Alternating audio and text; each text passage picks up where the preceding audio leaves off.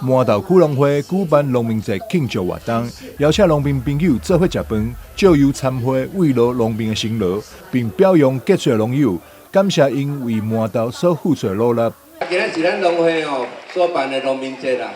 每一届农民节到就是代表文旦就要到啦希望咱农会伫咱大家支持之下互阮总干事会使用足用心的甲咱农会经营到好所以今年希望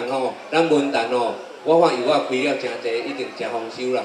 希望咱这中官贵宾会当甲咱农会多多益寿啦互阮农会业绩会当愈来愈好这次总共选出37位杰出农友，农会也特别安排受奖的农民行红毯，让体验行星光大道做明星的感觉。也接受大家对您的一个功课之意所以大家可以慢慢走不用急。